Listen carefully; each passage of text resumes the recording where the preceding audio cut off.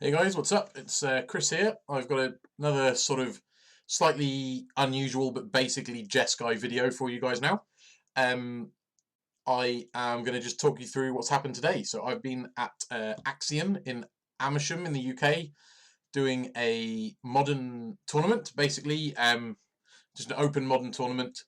Um, a small-ish but very talented field, about 35 players today, including like MPL member Autumn Burchett, Pro Tour winner, GP winner Charles Eliatembi, and like two GP top eights and a WMCQ top four Francesco Giorgio. So pretty stacked for a small field, a small like independent UK event.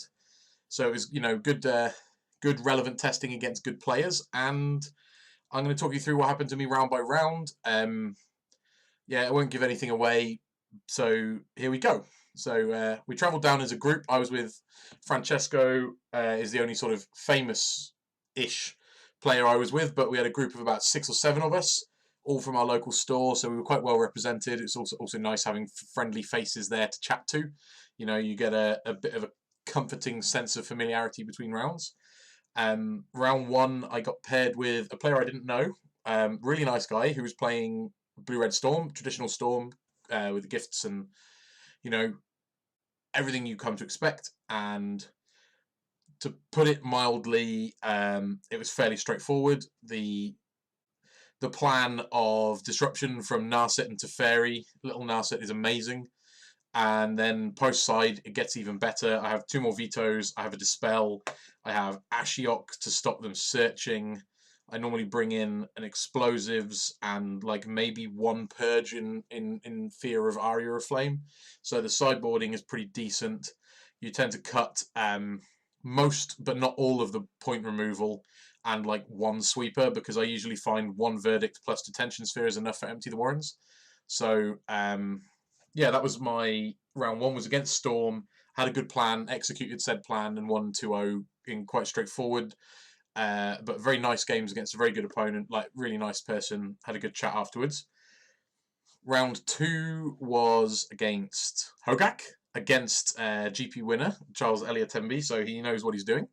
And obviously it's the best deck. And to be fair, I think I was on the draw in game 1, and like I think my turn 1 was a tap land and my turn 2 was an opt, and his turn 2 was like make 25 power, so I died. and then I get a good sideboard. I get 3 purges, 2 rips, 2 ashioks, a timely. So I bring all that in, and I cut like most of my point removal and my slow stuff, like big Teferis and Jaces, and 1 snap to mitigate the damage done to myself by rip. And long story short, I keep on a 7. I keep a Rest in Peace, 2 Purges, 2 Paths, a Hallowed Fountain, and then something average like a Helix or something. So it's basically a incredibly stacked 1 lander without a cantrip. So I gambled, and the gamble did not pay off. I died with 1 land in play, and Charles basically just had to take game actions to kill me. Again, lovely player, really nice person, really fun, friendly games, but did not go the way I wanted. So that's 1-1. Round 3, I was paired with a young lad I didn't know who was playing Mono Red Prowess. And a little bit like the previous round, I had a slowish start, because obviously you make your mulligan decisions in the dark, and I had a similar opening hand to the previous round. And I got absolutely steamrolled by an amazing draw. I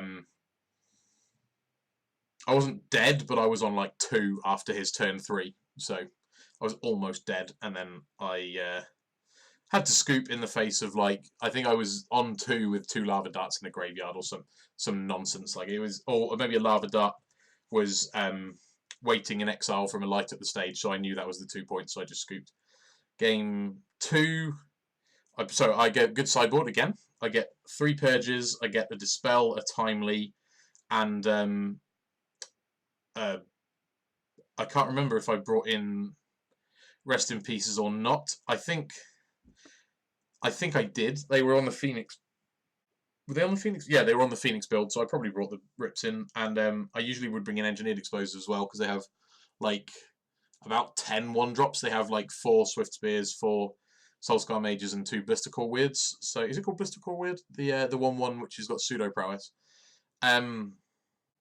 Yeah, I think I brought in engineered explosives. I have to say I can't remember that. That was a bit hazy. Game 2 was basically according to plan. Like, you have enough removal, you stay at an acceptable life total, and then they get bored when they can't kill you and give up. Oh no, he didn't get bored. Sorry, credit to him. He made me attack him with Colonnade 5 times, but it was at that point the game was done anyway. And then game 3 was a very similar story to my game 2 against Charles, in as much as I had just an amazing 1-land hand. This time I did have an opt, and basically, again, long story short. Oh no, I didn't miss a second land. I missed a third. So opt hit my second land, but it was like it was something awkward, like a basic mountain. That's like the worst land in the deck. And then the rest of the game, I didn't see a third land, and it went on a bit for maybe 5-6 turns, but it was very one-sided. So I'm at this point I'm 1 and 2, and I'm pretty peed off. I feel as though there was nothing I could have done really against Hogak. I had a chat with my opponent in the Hogak game with Charles, and we basically, I said, like, do you think this keep is acceptable? And he was like, well, what are you looking for that's better on a 6? Which was basically the reason I kept it. Was I was thinking if it had one spell less as a 6, I'd still be very happy with it. So yeah, we basically agreed that it was just I mean, Hogak is a rough matchup, and yeah, when it's in the hands of a good player and they draw really well, how can you possibly be expected to win? Was basically my thoughts. Yeah, round 3 felt similar. It felt like I had, in both cases, I think the mulligan decisions were like defensible, but ultimately probably wrong. I'm not sure. And in both cases, I died with a stacked handful of perfect spells, not being able to cast them. So there's a lesson there. Round 4 was a mirror against, yeah, not like a 75 card mirror, but probably like a 70 card mirror. Opponent was a little bit more red than me. They decided they wanted main deck Anger of the Gods as their sweeper rather than Verdict, so they'd skewed their mana base towards red and yeah, replaced these with Angers. It was like a lot of blue mirrors. If you've not played blue mirrors in Modern, which you may not have done because blue deck's not very fashionable anymore, basically, oftentimes these things are determined by who misses the first land drop. So, you know, I was able to hit lands like 1 through 8 on time whilst maintaining a handful of semi-relevant spells, whereas my opponent had a stacked hand of 4 and 5 drops that they couldn't cast because they got stuck on 3 mana. And by the time they got up to 5 or 6 mana, I was like pulling way ahead. One moment.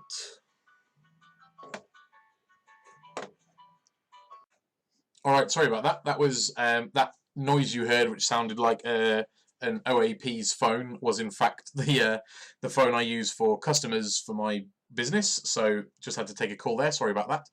So yeah, that was game 1 with my Jeskai opponent. Really, really nice Portuguese guy. I'm afraid I've forgotten his name, but I remember he had a really sweet, unique first name. Yeah, really friendly dude. Game 2. It's tough to pinpoint, but basically I felt like he got on a burn me out plan really early, and then that fizzled out with me at like 10-ish. So he'd kind of blown through a load of spells, and I was just like amassing a small wall of planeswalkers, like, you know, both Teferis and a Narset or something. And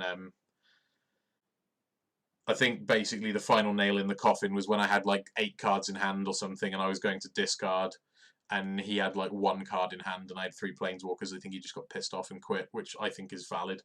So yeah, round 4 was a relatively straightforward 2-0 win against Jeskai.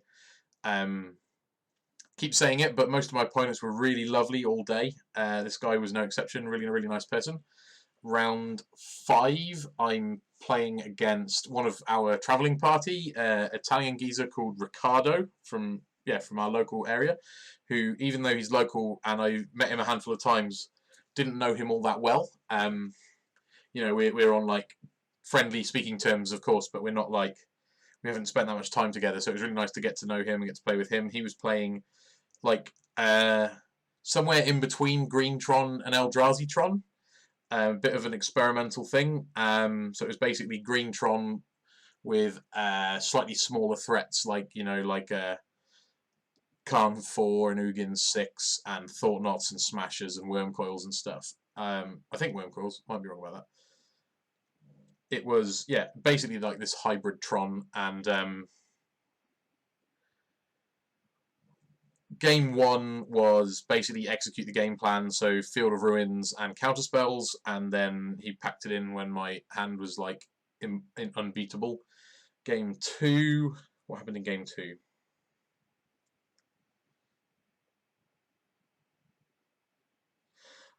I can't remember, but I seem to remember. Like my memory is that game 2 was a bit of a wet blanket, and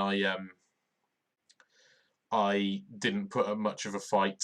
I think I had to like 2-for-1 myself a couple of times with force negations and just got overwhelmed and like Thought Not Seared to death in relatively quick order or something like that. I remember game 3 vividly because it was hell on earth, and I felt like I was basically ahead for about the first like 8 turns or something. Like I'd been able to keep him off Tron. I'd been able to keep the board clear, but I hadn't been able to apply any pressure because I hadn't drawn a Snapcaster Mage or a win condition. And basically my draw steps were slowly getting worse, and my like stockpile of resources was slowly getting worse. And then he cast a big Ulamog, but not the Ceaseless Hunger, the other one, Infinite Gyre. And it resolved, obviously. And it was lethal. Like, it's a 10 power creature, and I was on a 6 or something. And I think he also had a Ballista for like maybe a Ballista on 3. Oh no, it wasn't. It was a Karn. It was a Karn the Great Creator on 3 and enough mana to lattice me. So I had to deal with everything basically, whilst also trying to cut him off Tron. So basically I had enough mana to... I was fortunate that he went to combat before activating Karn. So I was able to field him on my turn, untap the 2 lands that I'd used for field, and then block with a Colonnade, and then use the Colonnade for mana to Helix the Karn down. But I'd had to sack 4 permanents because this Ulamog has Annihilator 4. And basically I was relying on drawing a path, and then I drew an Opt, and opted into not a path and scooped. So I lost that one, having felt ahead for most of it, and then just kind of felt my grip slowly loosening. It was really frustrating and sad. With that said, Ricardo is a really good dude. Fairly new to competitive Magic as well. Not new to Magic, like a good Magic player, but just doesn't compete very often. So if there was anyone I was happy to lose to, it was him. You know, really lovable character, very positive and smiley. Round 6 then. Round 6. So I get paired with conventional green Tron, but not the Pro Tour list. This list had 4 Karn 4s, and sorry, can't call him Karn 4 because there's 2 4s. 4 Karn the Great Creators, and you know, the Lattice and various sideboard packages and stuff. And I think I'm trying to remember what order the games went in. I think game 1 was a bit like my game 3 with Ricardo, if I remember rightly. In that I started off, everything was working well, and then there was this point around about turns sort of 7 and 8 where I've cut them off Tron, but they built up to 7 or 8 mana in natural land drops, and I've countered and bounced and killed about 1 to 2 threats a turn for the last 5 turns or something stupid. And we're both just laughing about how he must run out of threats soon and I must run out of counters soon. And guess what? I ran out of counters before he ran out of threats. He was just like chaining them just off the top every turn, hitting a threat, and that killed me eventually. It was like he got a Khan up to, it was about to ultimate. I played a Teferi and minused on it, and then he played a second Khan off the top and minused on my Teferi. Oh, bit clutch to say the least, his top decks. However, to be fair,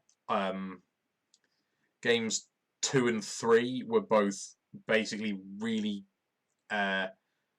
perfect representations of my sideboard plan, in as much as everything I needed came up, and I was able to.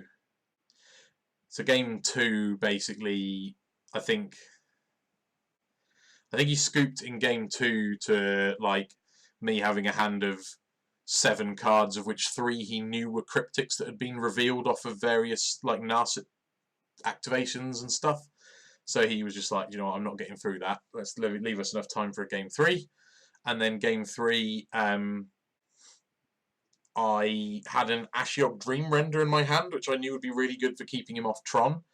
And on turn 2, he used a Chromatic Piece to make green in order to cast Sylvan Scrying off of 2 Tron lands.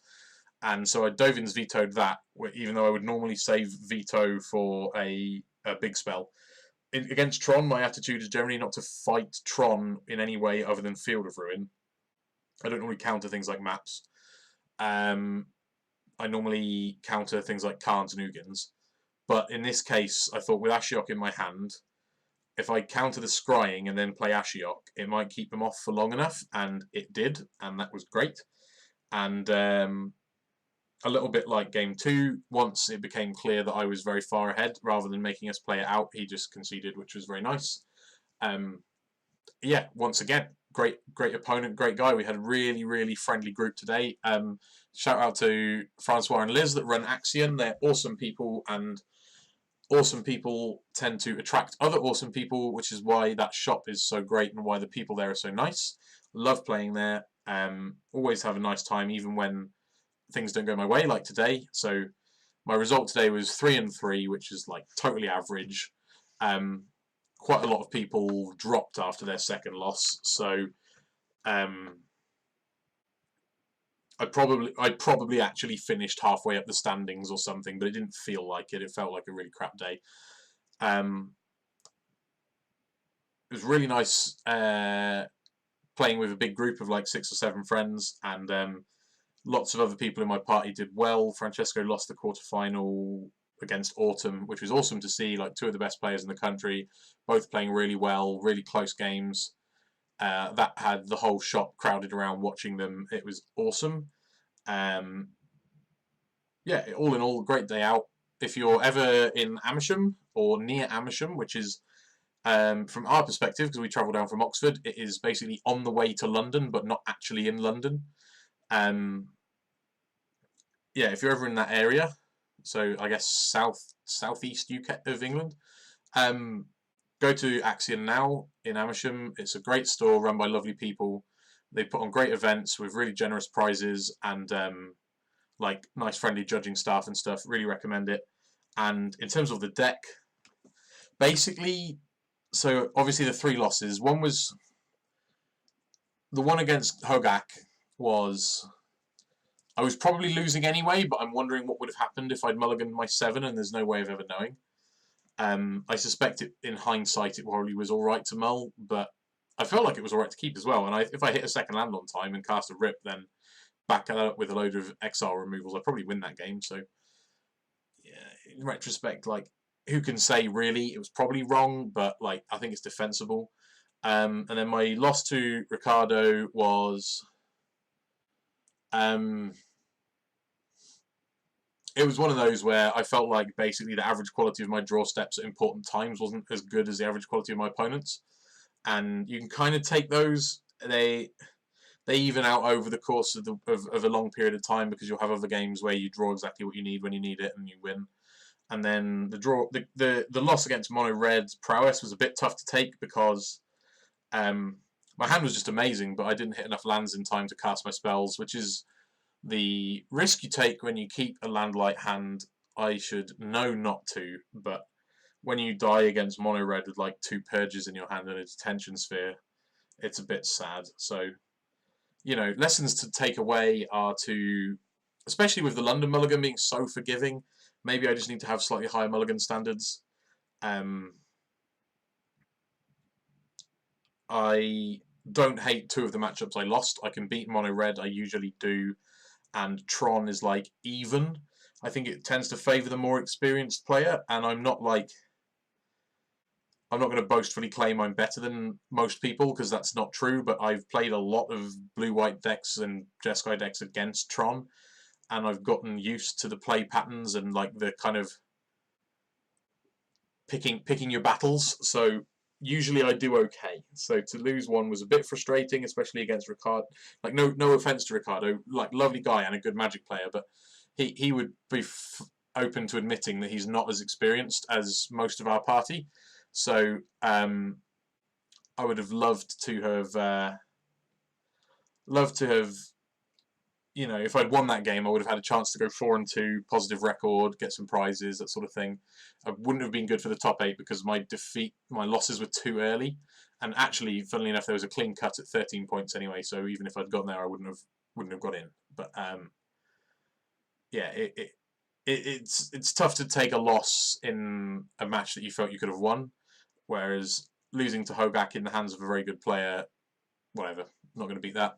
Move on is my attitude. So that's enough moaning about today and Jeskai. I still like the deck. I still plan to play it at the GP. There's not a lot I'm going to change. And